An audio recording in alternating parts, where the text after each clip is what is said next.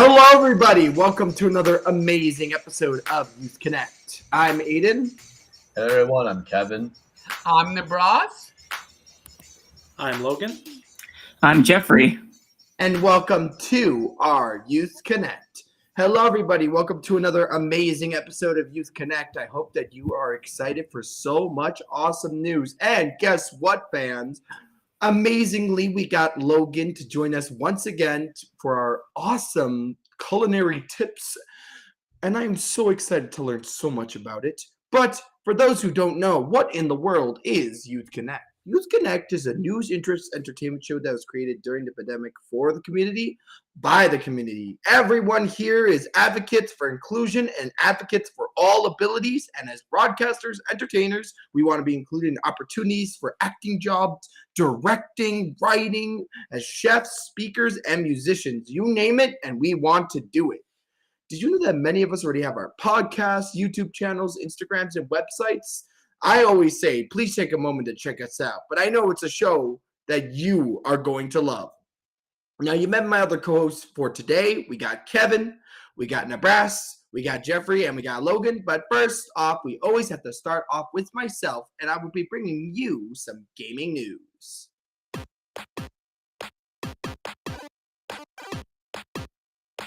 So what's going on? I always love to swap it up for the first one, and I swapped it up once again.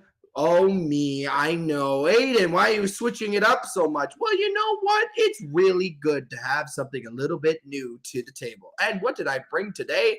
I brought us today an awesome thing. And what is it? It is going to be your weird phone game of the week, not your video game of the week, because you know what? You need to have a little bit of weird phone games as well. So what in the world's going on in the weird phone games that are on iOS and Android? Well, I don't know, I have a little bit of a less of a weird one and more of a really, really cool one.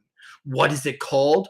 Well, today's interesting phone game of the week is called Kingdom Two Crowns. So what's going on here?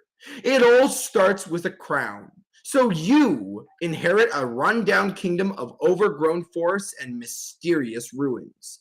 Your subjects are poverty-stricken, living in ramble-shackle hovels. But all it takes is a little gold to straighten these things out. A gold drop here, a gold drop here, and a little bit over there can train those poor subjects into builders and hunters. Another coin dropped over here could level the forest, expanding the frontier, making way for farmland. And even more coins can build walls, watchtowers, and even hire soldiers. With a little gold, you can really create yourself a true kingdom. But as soon as you start building, the greed appear. Monsters who are only happy when they've taken everything you built. Each night they attack, so you must raise your walls higher and higher, create ships and sail to new lands, hoping you can outrun them a little longer, and hopefully end the cycle and keep a hold of your crown. And also, let me just remind you, you might be thinking, this seems like a strategy game that maybe has a little bit of kind of like building in there. Let me just say it also has an amazing co-op. After all, it is called Kingdom Two Crowns. But solo also works. It's a really cool game for iOS that I really recommend checking out. It is also on Android. So if you have a game and you're like, I need to, I want a game that I can pass the time with, a little bit fun, a little bit interesting, I recommend checking out Kingdom Two Crowns. It looks absolutely fantastic. But next up, who do we have? We have Kevin with some all-important news and, of course, your very interesting fact of the day.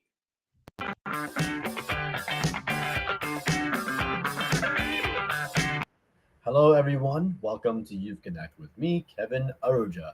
But for now, let's go to the headlines. Toronto air quality reaches high risk level due to Ontario. Ontario's MPPs wrap up work at Queen's Park for the summer.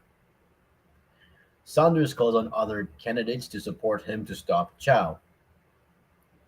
And Vancouver's Whitecaps celebrate back-to-back Canadian Championship win. The air quality in Toronto has become so polluted due to smoke from forest fires in Quebec and Ontario that strenuous outdoor activities could have you coughing with an itchy throat. Environment Canada said that air quality in the city has reached level 7 on its index, which the federal weather agency said present and high risk. An air quality advisor has been in effect for Toronto since Monday, and the smell of smoke and the sight of haze has been present ever since. As of 5:30 p.m., the air quality was downgraded to level 6, which is considered a moderate risk, and is expected to remain at that risk level overnight. However, smog density is forecast to intensify Thursday morning and bring it with even worse air quality, which will push the risk level 9 this afternoon. The smoke of this from a wildfire can be seen from them as far away as New York City, will likely continue to into the weekend, according to Environment Canada. There are currently more than 100 fires burning in Quebec and more than 50 burning in northeastern Ontario. Ontario politicians wrapped up their work on Thursday, adjourning the legislature for 4 months. Members of provincial parliament have concluded their work of the latest session. They will return on September 25th, a few weeks later than usual. This is likely due to a few by-elections held in Kitchener, Scarborough, and Ottawa. MPPs typically returning to the legislature after Labor Day weekend. On Thursday, the government House leader said that night's sittings will be held to help politicians catch up on their work missed because of a later than expected start. In the legislature on Thursday, opposition's party took the opportunity to question the government's approach to everything from the Greenbelt to healthcare. But during the summer months, MPPs will continue to hold news conferences, conduct constituency work, and facilitate meetings. They will not, however, pass legislation or attend question period. Mayor candidate Mark Saunders on Thursday urged others who are running to get in behind him to stop Olivia Chow, but the appeal is drawing little enthusiasm. With less than 3 weeks left in the election, Saunders issued a press release on Thursday calling for unity and claiming that a vote for any other candidate is a vote for Chow. Chow has consistently placed well ahead of the other contenders in the race, with the lead of everywhere or anywhere from 20 to 25 points according to the polls. Saunders has worked throughout the campaign to try and frame the election as a choice between Chow and himself, and he doubled down on the idea on Thursday. Earlier in the day, Chow announced that as mayor, she would offer great support to renters to prevent rent evictions. She said many of the problems facing the city have complex roots, which could be addressed in part by doing a better job of taking care of people. In sports news, Whitecaps head coach Vanni Sartini jumped to chants in front of supporters while players and coaches streamed onto the field BC plays, tearing off their shirts and hugging one another to celebrate a back-to-back Canadian Championship win. Ryan Gall scored the match winner of a penalty in the 65th minute as Vancouver beat CF Montreal with 2 out of 1 to ensure the Canadian Championship trophy stays on the West Coast for another year. Montreal scored his long goal for the 83rd minute after Vancouver defender Tristan Blackmon failed to clear the ball in his team box, allowing Montreal's forward Sunushi Ibrahim to tuck it past the goalkeeper against Yohei Takaoka. Sorry about that. It's the second straight year to the Whitecaps have claimed the Canadian Championship and the third time in the club's history that has won the trophy. An hour after the match, Whitecap staff, players, and their family went onto the pitch to take one last photo to document the win. In today's weather's forecast, we've got cloudy this afternoon. The temperature is now 18 degrees. And tomorrow we'll get a mix of sun and clouds, and the temperature will be 26 degrees. So now what's the topic for interesting fact of the week? I don't know. Maybe it seems that is it because I have a spinach background? Well, it's true. I love spinach. And you know who else loves spinach? Popeyes. Yes, Popeye, the all-time comic book hero, was a sailor known for his strength. Do you know his secret weapon? Spinach. At an approach of trouble, yes, he chugged a can of spinach, which caused his muscles to bulge. Is there any truth to this idea, or is a plot to get kids to eat their own vegetables? Well, truth is though, spinach is in fact one of the most nutritious vegetables. It's high in iron, which helps build red blood cells. Red blood cells carry oxygen through the body and provide energy. Spinach is also a good source of vitamin A, vitamin K, and vitamin C. Spinach was probably the first cultivated in Persia. It spread to Europe during the Middle Age and has always been known for its health benefits. Spinach Florentine refers to a creamy spinach dish. The story goes that the Catherine de Medici, wife of Francis Henry II, introduced the dish and gave it the name Florentine in honor to her native country, called which native country Italy. And for the fact is for the spinach is high in chlorophyll and carotenoids. These chemical compounds are known for their ability to fight disease, improve eyesight, and perhaps even prevent or treat certain cancers. During the World War One, spinach juice was added to wine and given to soldiers who have been injured. The reason is that spinach is good for building blood. And spinach is an easy crop to grow in the garden, but it doesn't grow well in hot weather. But it grows best during cool, rainy spring weather. And that's it all for today. For my segment, I'm tuning for the next week's interesting fact, Canadian news, and weather. And I'm sending you back to Aiden. See you next week. You know what? I have to say, Kevin, the most scariest thing was that one of my friends in New York said to me, "Hey, Aiden, you should really check this out." And they sent me a photo of New York City, and I was like, whoa, this is an awesome yellow hue that I'm seeing. Did you add a filter to it? And my friend said to me, no, I did not add a filter. That's just the color of the sky.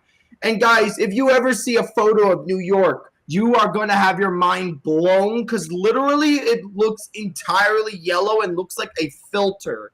It was quite scary to even see something like that. But you know what? Those fires are very, very, very scary, and they have very big effects on them. So thank goodness that we're getting all this rain so that, you know what, we're helping the planet cool down. Thank goodness. I will ask everybody else, though. So you, Jeff, you, Logan, and you, Nibras, what did you guys think of Kevin's news? Did you think it was interesting? Also, Yeah, Nibras, you might be muted. yes. So I loved how you interacted with the spinach, telling about Popeye. Just loved that fact.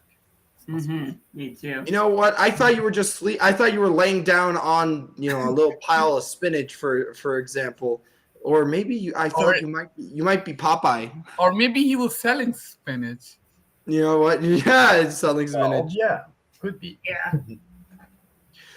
Honestly, though, thank you so much, Kevin. It's great to hear the news. And you know what, guys? It's very important that we know about this news because it's very, very, very interesting and a little bit, we should really have our eyes be like, we should learn about the things that are happening in our world, especially as big as these big waves such as the yellow hue is scary enough. But I won't scare anybody too much, and I'm going to be moving on to my second gaming news. So pretty interesting news. Guys, I will take a good story news, or you know what, I'm going to call it a local video game news. So, guys, did you guys know that there was a place called the Canadian War Museum? But do you guys remember when you used to play with toy soldiers? I used to play with like these little toy soldiers as a kid sometimes, and I know my parents did as well. Or a friendly game of Battleship or chess, or maybe you immersed yourself in the latest online first-person shooter video game. Now, interestingly, the Canadian War Museum is presenting its brand new exhibition called War Games, and it opens to the public at the museum in Ottawa today, this Friday, well, technically, which is today. It is a chance to get off the couch and try something that you can't download and play at home, but also to look at the long and international history about war and playing games, said Andrew Birch of the Canadian War Museum. Sounds interesting. So, guys, war, play, and games have long and intercoursed histories. War has shaped the games people play, and militaries have used games for recruitment, planning, and training. War Games, the newest exhibition developed by the Canadian War Museum, explores the importance of gaming to military training and strategy, as well as the impact of conflict on games in popular culture. So visitors can play and learn from games about war as well. And the games that they have are pretty wide and expansive from board games to video games as well. The exhibit also looks at ways at which military around the world have used games technically, and game technology. Well, I don't know. If I ever have the chance to visit Ottawa, I will definitely be checking out the Canadian War Museum and its awesome war games section. Now remember, guys, it's very important to remember that as much as war is a big part of our video games, and obviously we're always against war, it's very important that we learn about the history about it, whether it be for video games or that. So as much as you might be against war, it's important to learn the history about it and how people have used it. Because I know some video games, like for example, Battlefield, heavily rely on kind of like the history of war as the main basis of their video game. So again, guys, make sure to check out, if you are in Ottawa or if you're heading to Ottawa, the Canadian War Museum and its brand new exhibition, War Games. Anyways, this is where I would say next up is Joshua, but don't worry, because next up is Nibras with some entertainment and podcast news.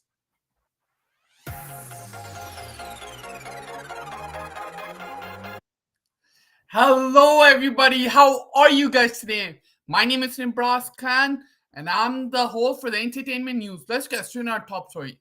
And our top story is about, this is quite different. Following the success of the Super Mario Bros. Movie, the next Nintendo video adaptation in the works is The Legend of Zelda. Yes, launched in 1986, the video game franchise follows the adventure of an elf-like hero named Link, who embarks on quest to rescue Princess Zelda and defeat the main antagonist Ganon in the magical land of Hyrule. Despite The Legend of Zelda's massive success over the years, a movie adaptation from a major studio has never gotten off the ground. Now, based on a tip received by Jeff Snyder, Universal is reportedly closing a big deal with Nintendo to make a Legend of Zelda movie. This is what Snyder said on the Hot Mic podcast. I'm told that Universal is in fact closing a big deal with Nintendo franchise, which we were all sort of expecting. I'm told this is really happening. Video game adaptations have been the trend recently with the runaway success of HBO's The Last of Us, which was amazing, and the Super Mario Bros. Movie. Box office, the latter of which was achieved despite some good and bad reviews from critics. The Super Mario Bros. Movie was produced by Universal under its Illumination banner.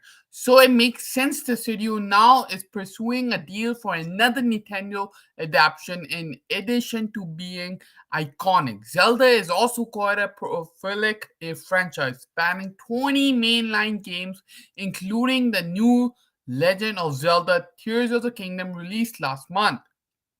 While a Legend of Zelda movie is long overdue, it might be difficult to adapt such a movie.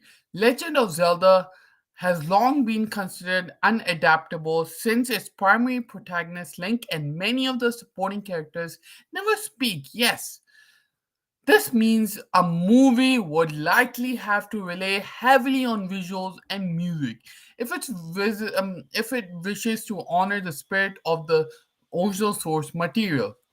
Pixar's Wall-E had success telling the story with minimal dialogue, so there's no reason why the Legend of Zelda movie couldn't do the same thing. And I'm so excited about this. It's just I have played Legend of the Zelda a lot of times. I just love the game. So just doing it into a movie is just amazing. Yeah, and there is the fact if the characters don't speak, how they portray the story or just do the story. It just those are the obstacles or challenges. But I'm very excited. This is just in the rough. Maybe the movie could release 2025, 2026. Who knows? Just the rough.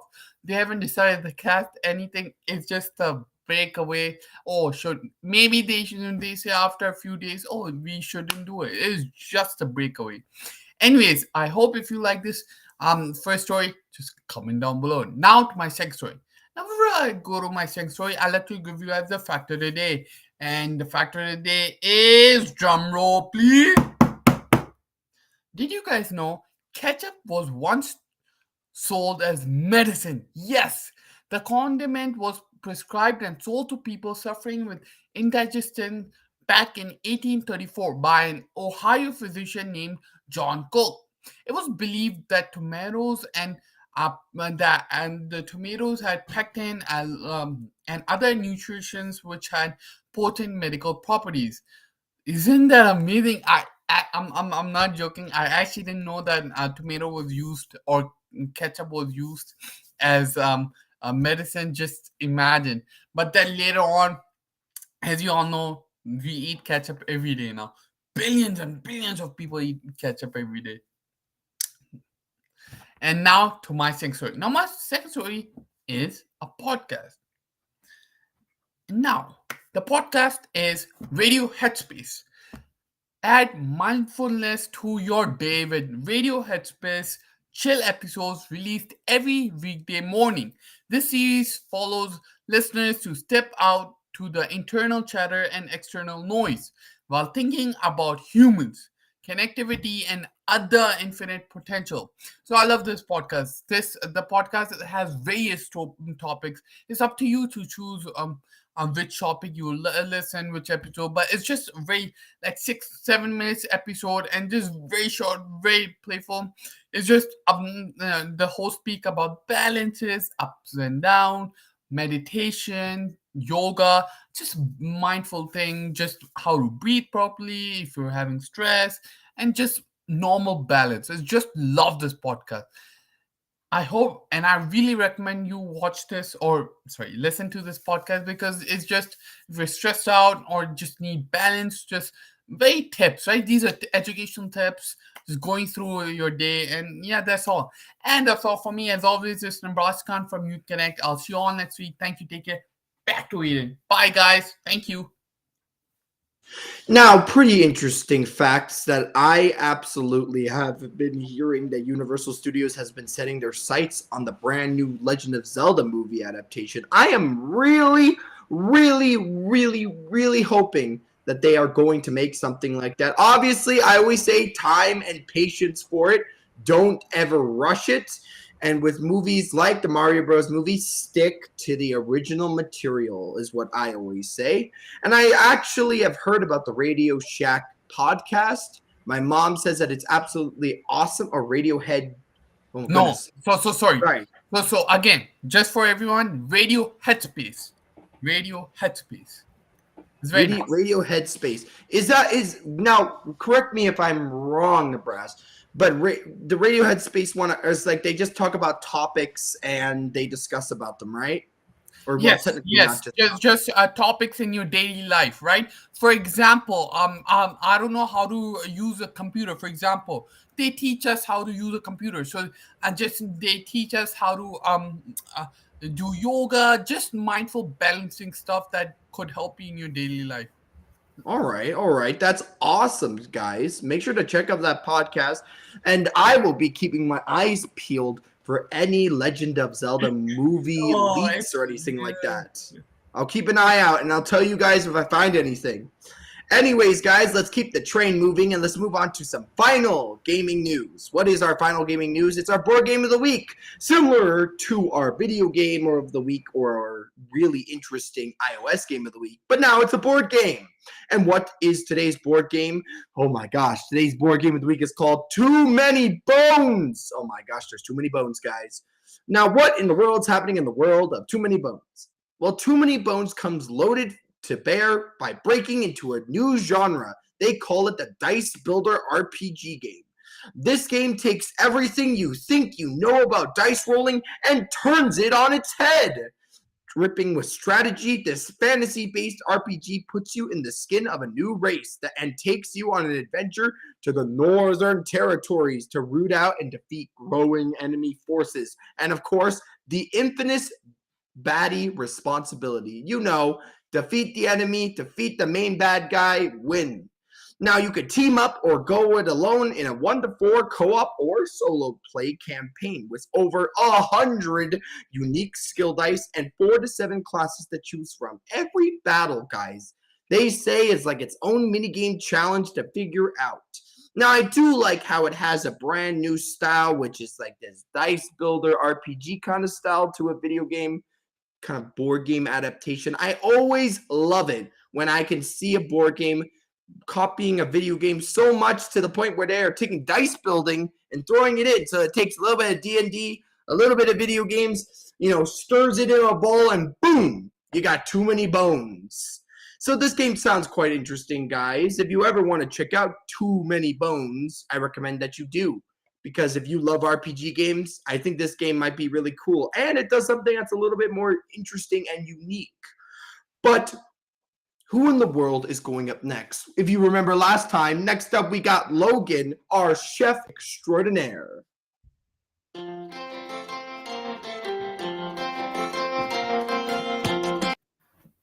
Hello, Youth Connect. I'm Logan, and welcome to my cooking segment. So just this morning, I got the amazing opportunity to bake some delicious chocolate chip cookies with Miss Christine. And so today I decided that I'd talk a little bit about cookies. And so here are some history and fun facts about cookies, starting with the first cookie that was ever made. So what I have right here in my hand is the first cookie that was ever made. This is a biscotti, and it was invented by the Romans in the 1st century. Now, biscotti is Italian for twice baked, and that is because, well, they bake it in the oven twice. The first time, what they do is they bake a giant mass of dough in the oven, and then they take it out while the center is still a little soft and raw. And afterwards, they cut it into little slices like this, at which point they bake the slices a second time, and that helps to finally cook the center and dry out the cookie. Now, the Romans may have invented the first ever cookie, but it was actually the Dutch that gave it their name. So the word cookie comes from the Dutch word koekje. I have the pronunciation over here. Ignore the backwards J. And so the word translates to little cake. So if there's any Dutch people in this, you can congratulate yourselves for having invented the word. Next, I'd like to talk about the origins, about probably the most famous cookie, the chocolate chip. So the chocolate chip cookie was invented by Ruth Graves Wakefield at the Toll House Inn in Massachusetts. And what's fascinating about this story is that it was actually created on accident. So Ruth wanted to make a chocolate cookie, not a chocolate chip cookie like this, but a actual chocolate flavored cookie. And so the recipe she was following, asked for baking chocolate. Now, baking chocolate has a much lower melting temperature than regular chocolate. And what this allows it to do is, as it bakes in the dough, it'll melt and it'll mix with the dough to make a chocolate cookie. However, she substituted the baking chocolate with regular chocolate. So instead of melting, it basically softened, thus creating the chocolate specked cookie that we all know and love today. Now, I was also interested in knowing what the world's largest cookie ever made was, and that was made by the Immaculate Baking Company in 2003.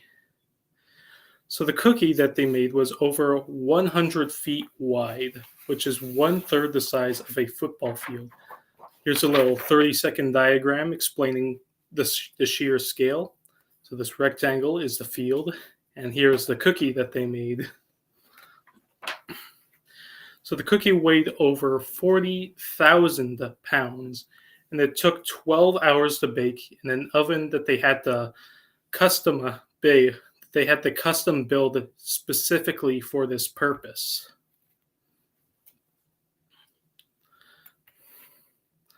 So that just about concludes all the facts that I have today. So before I leave, I would just like to leave a little fun cooking making advice, just a little tip for your future cookies. And so that is to refrigerate your cookie dough for a day or two before baking. And what this allows you to do is it greatly improves the taste and texture of your cookie by giving more time for the flour inside the dough to rehydrate. Now, I know that waiting a day or two for cookies will be a little bit painful, but if you can do that, the rewards will be certainly pleasant towards your taste buds. So that just about concludes my segment for today. Back to you, Aiden. I got cookies too. I absolutely loved baking with Miss Christine, guys, and having cookies are a great snack and they're absolutely delicious. Now, I can't eat on the job, so I'm going to have to wait till after. And now I got my brain thinking, who in the world is up next? Well, next up, excuse me, guys. Next up, we have Jeffrey, our live musician.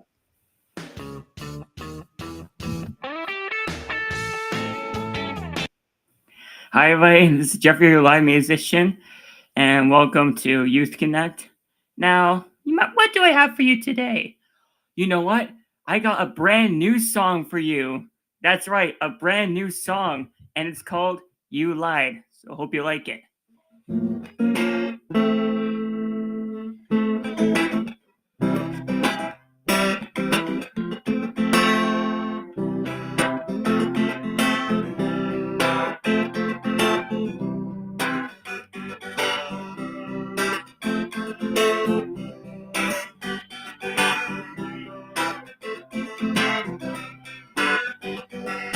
No one ever asked the stars why they shine, or the clouds, why they bring rain showers down. Don't tell me be quiet, time and time again. Push me to the limit, so stop being my friend.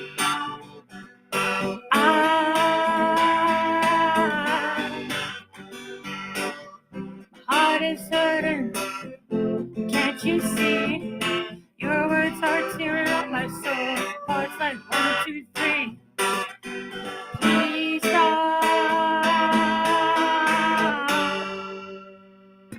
Love me for who I am. Let myself inspire you whenever it can.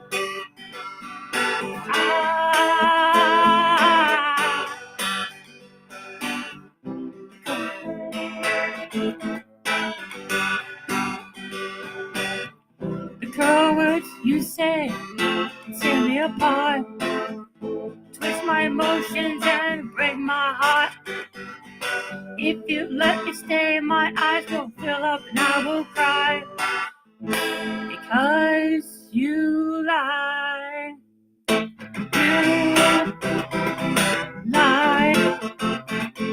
You lie. You lie inside. Ooh.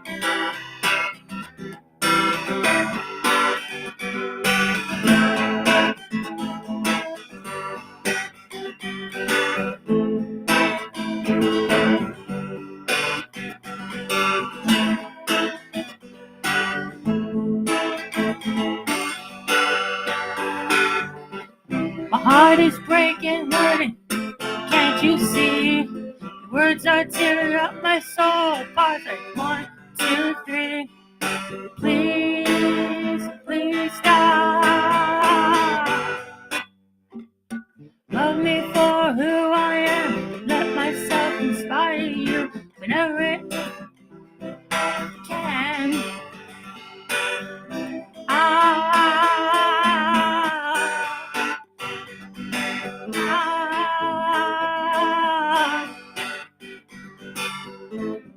The words you say tear me apart, twist my emotions and break my heart. If you let me stay, my eyes will fill up and I will cry. 'Cause you lied. You lied. You lied. You lied. You lied. You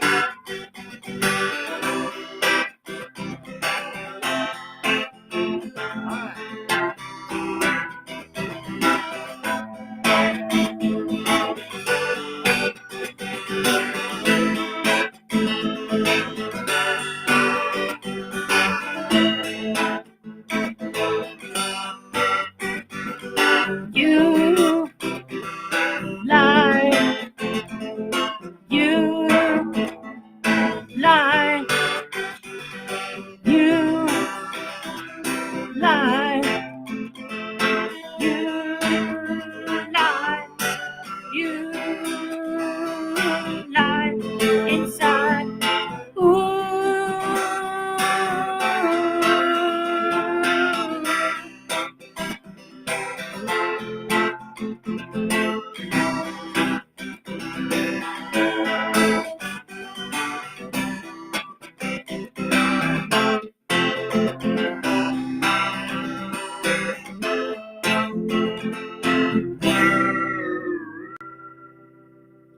Thank you, everybody. This is Jeffrey, your live musician.